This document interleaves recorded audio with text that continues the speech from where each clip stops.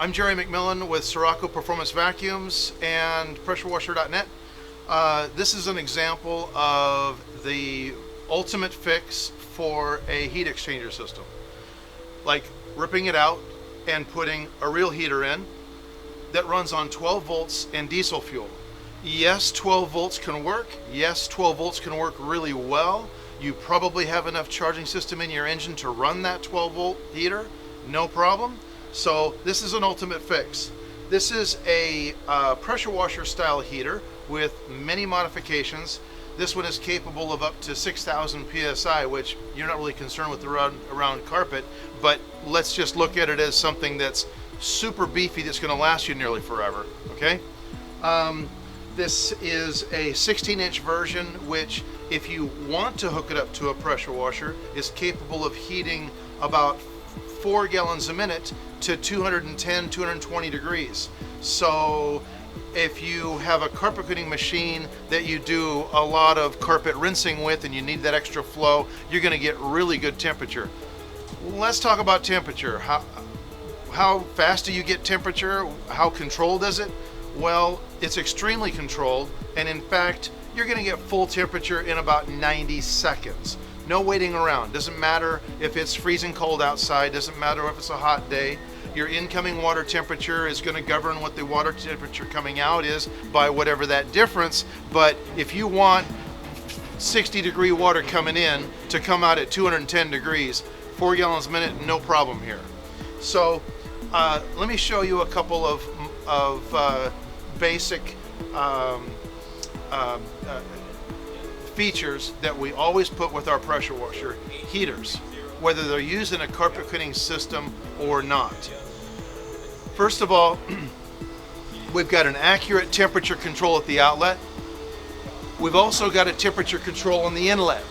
The inlet temperature control is going to be basically a safety device so that if the water ever stops flowing and the fire's still on, you don't want the system to heat up, blow up, or cause any other problems. So you would want a temperature control down here close to the fire to shut that thing off. Having a temperature control on the inlet side that's rated for 140 degrees is the ultimate temperature control for a safety device in controlling a heater. We can allow these heaters under the right circumstances to run as high as 350 degrees if you want to do steam cleaning, but we want to adjust it with an adjustable temperature control, and if we ever have more heat than we're supposed to have because there's no water flowing, then it's going to be registered right here and it shuts down the heater so it keeps it from exploding. We also always use a secondary relief valve on our heaters. So no matter what your pump system has, we have a secondary control on the heater itself to protect the heater itself. Now, this heater also has, with our ultimate safety features, it also has some self-diagnosing features. There's a fuel pressure gauge on the fuel pump down here. So when you look at the fuel pressure gauge, you know that it always reads what it's adjusted for. Let's say 110 psi is where it's adjusted. It's always going to be that way. When you flip on the switch, you're going to have 110 psi. If there's something wrong with the heater and you don't see 110 psi, well, then you're looking for a fuel supply problem. Okay?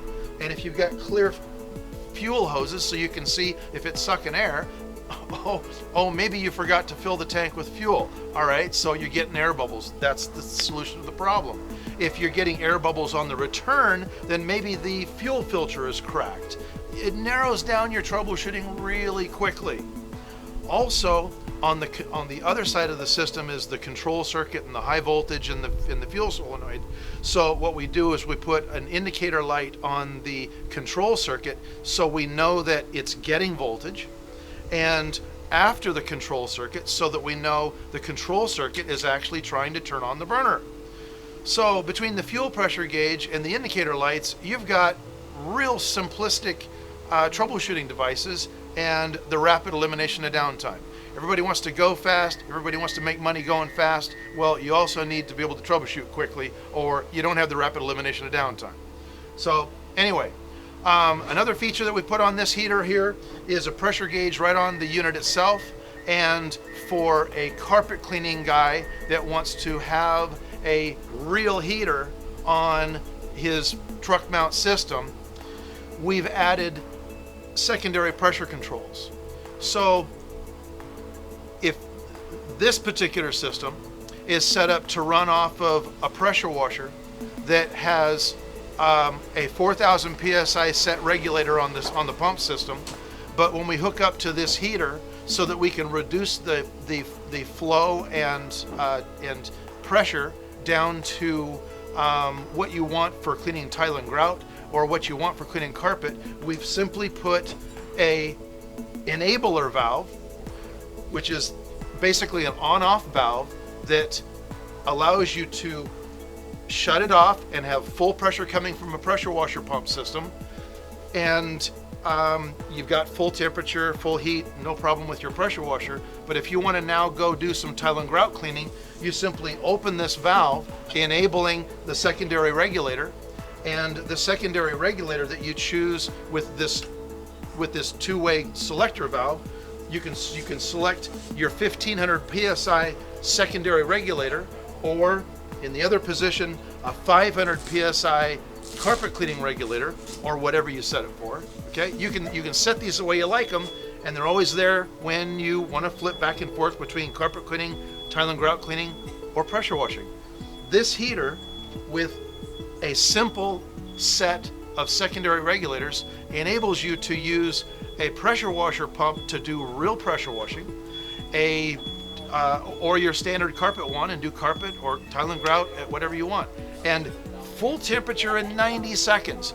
No waiting around. And by the way, the average heater coil on a Sirocco system lasts 12 to 20 years.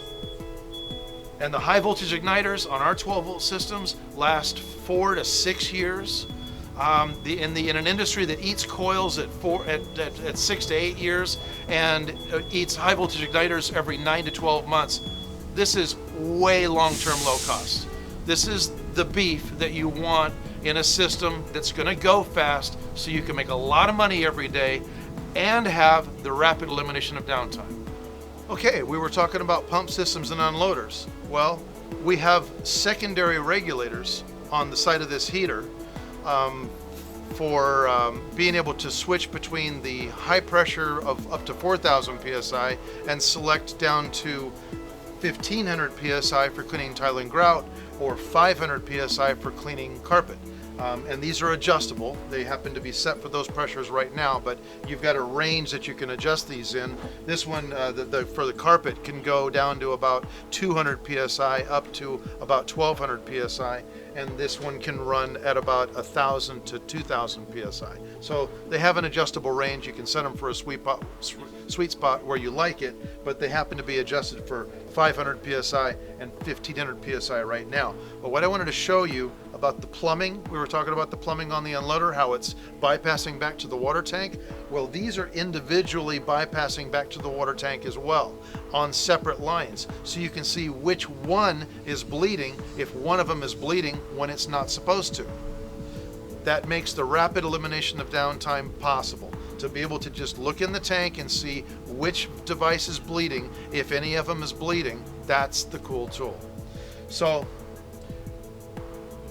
this regulator system could have been mounted on the side of the pump system. It could have been mounted on the side of a hose reel. It could have been mounted on this bulkhead of the truck. We put it on the side of the heater for convenience, just to keep it up out of the way, and the plumbing goes right into the inlet of the heater from here anyway, because remember, we're going to do our pumping and regulating before the heater, so what water does go through the heater is gonna get hot. This is the same kind of diesel burner that was used back in the early days of truck mount carpet extractors, before everybody ran away from the belt drive generators. Belt drive generators were expensive. Running a 115 volt heater was more expensive because of running a generator, and wasting engine horsepower to run a generator was goofy. Okay, so Now we got 12 volt units, and these 12 volt units work really, really well, and they're extremely efficient. It runs about 15 amps, which most charging systems have on the engine anyway. No big deal to run a 15 amp heater on a 16 or 18 or 20 amp charging system of your engine. So it keeps up, it does fine, and here are some reasons why. We're sizing the burner such that it gives us the size of the fireball that we want for our application. We're building as big a fire as can fit in this thing for approximately 4 gallons a minute to 200 degrees. If you want to back it off to 3 gallons a minute, you can have 220, 230 degrees and severely clean some tile and grout, no problem. Okay? If you want to run dual wands at a couple gallons a minute each, okay, the temperature's going to run about 200 degrees, no problem. And then when you shut off these secondary valves and put a pressure washing wand on the system, you got your 4,000 psi at whatever flow rate you want to turn that up to. So this becomes a very multifunctional combination. And with complete adjustability with the temperature control all the way up to 248 degrees, this is a seriously multifunctional heater, okay? But the way it works is as soon as you turn on the heater, the blower motor turns, and that turns the fuel pump, which gives you fuel pressure, and it enables the rest of the system. But when you first go to start up a system, you want to flip on the switch, verify that, number one, the motor sounds normal. If it sounded bad, you would want to know why. It should always sound the same. Electric motors should sound effortless. The fan should blow, you should hear the fan blowing, and it shouldn't sound any different than it did yesterday unless there's something wrong. If there's something wrong, don't ask it to do anything else. That's going to be a fool's errand. So you turn the switch on before you run anything else. You make sure that the heater sounds normal. You get the same fuel pressure you had yesterday. If the fuel pressure is low, especially below 100 psi, if the fuel pressure on a diesel heater is below 100.0 psi, it is not going to ignite properly. That's going to be a problem. And if you ever turn the thing on and it runs all the way up to 200 psi, it was 110 yesterday, well, there's a blockage in it, and it's going to blow something up if you don't get it fixed. It does happen on these sometimes that that they can get a piece of debris inside the fuel pump.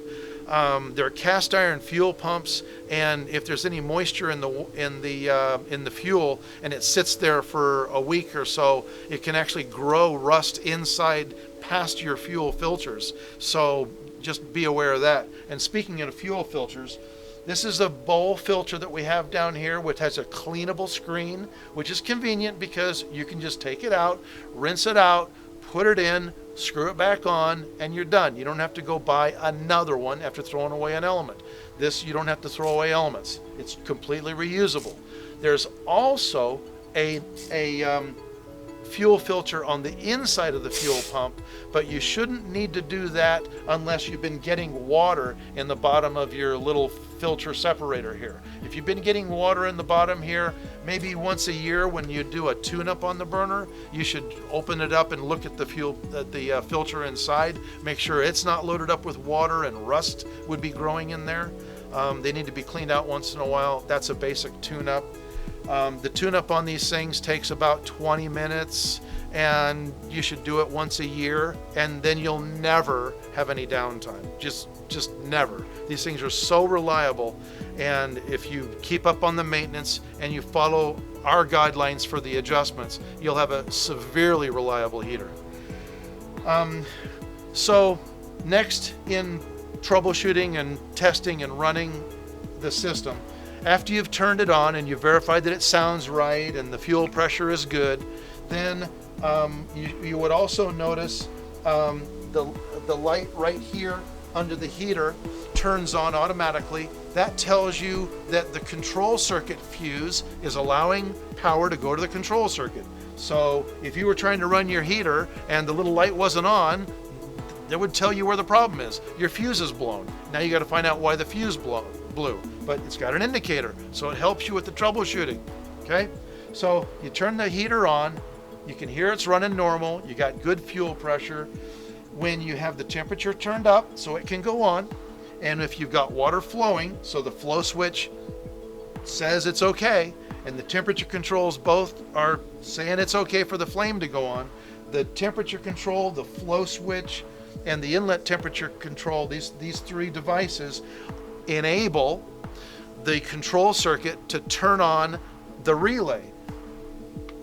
There's a little relay right here on the side of the burner, right next to the burner motor, that has 70 amp rated contacts. Okay, we're using a little relay that only draws about 1 amp through the control circuit, which makes the control circuit very, very reliable. It never burns contacts.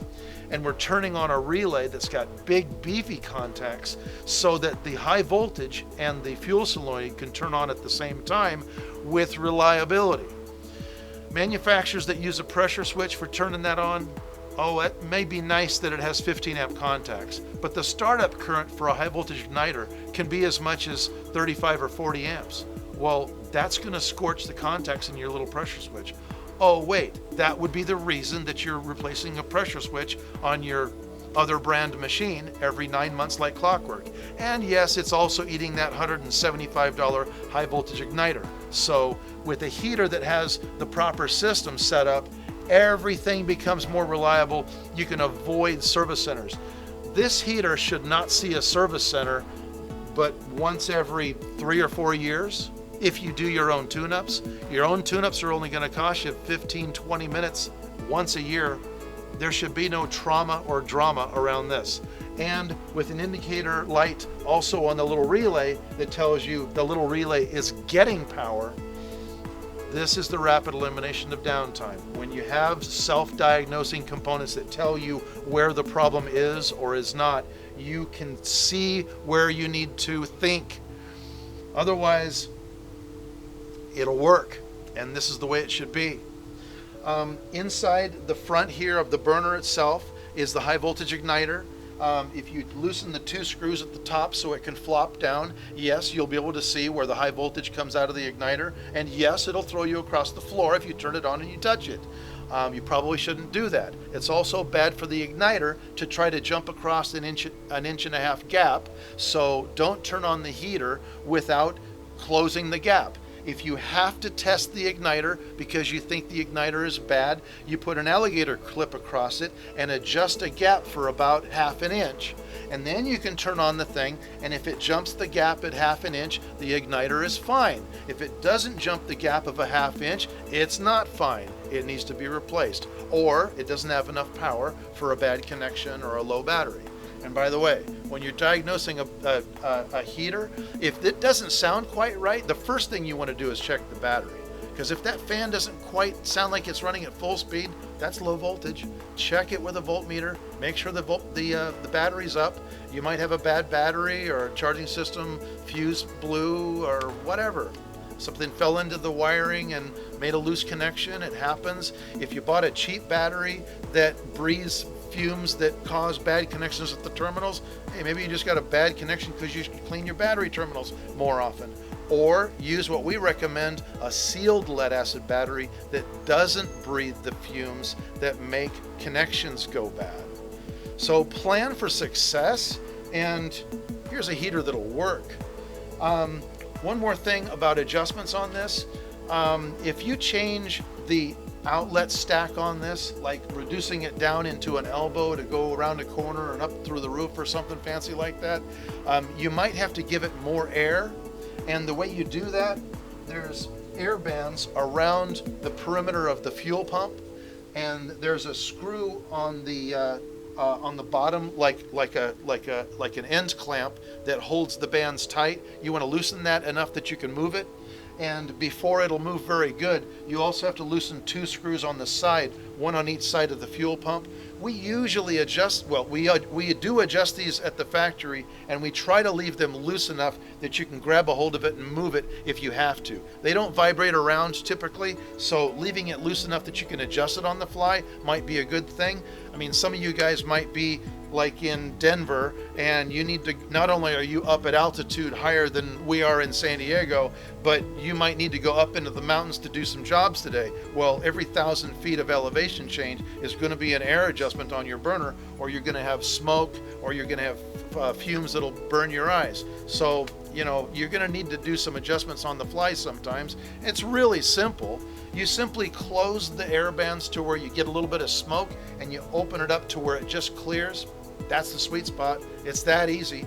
If you have too much air, then the igniter gap in between there where the fuel spray is coming out and the high voltage is trying to light the diesel spray, if you're blowing too hard with too much air, it'll blow out the spark and it won't be able to ignite. So if you open the gun and you get white smoke before it ignites for several seconds, then it's hesitating to ignite. That's usually because you've got too much air. It's a real easy fix.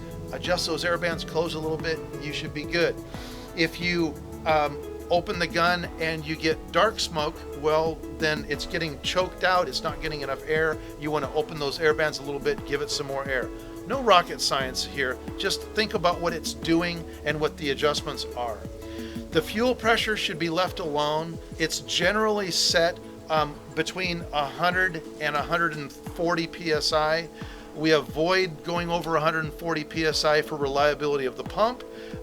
We avoid going less than 100 psi because it won't work. You've got to have diesel fuel at 100 psi or more. And really the sweet spot seems to be 110 to 120 psi. It atomizes real good and it ignites real easily, and you get very instantaneous ignition and an efficient fire, even at higher altitudes. So these are pretty simple.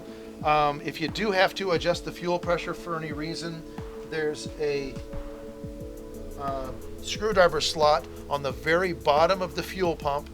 The fuel pump is the black thing the size of your fist with the white label in the front of it. Right on the bottom of it is a nut with a little screwdriver slot in the bottom. You probably have to use a stubby screwdriver to get up in there, but clockwise is more pressure, counterclockwise is less pressure, to get it back in that range of 110 to 120 or wherever the factory set it for you. In order to get the electrode assembly out, what you do is you loosen the two screws on the high voltage and flop it down. There's a fuel line coming from the fuel pump to the side of the burner. You want to take that line loose, and then there's a little lock nut that holds what we call the J tube. You loosen that lock nut on the J tube, and the whole thing, you turn it towards you and pull it out right out the hole that's going to open up when you pull the high voltage open. I will supply the adjustment specifications for that. Anybody calls me or messages me, I will send them a copy of our recommended adjustment for burner electrodes. I don't care what brand machine you've got. Send me a request. I'll show you how to make a burner reliable. No problem at all. And we have kits for upgrading with the control circuit relay that make these things reliable. Other manufacturers have tried and failed at copying my stuff by using the wrong components. Well, you know, go to the horse's mouth and you find the best quality information, and we'll hook you up. But this is a diesel burner, and if you want real heat, man, this is instantaneous, like 90 seconds from 60 degrees to 230, if that's what you're running.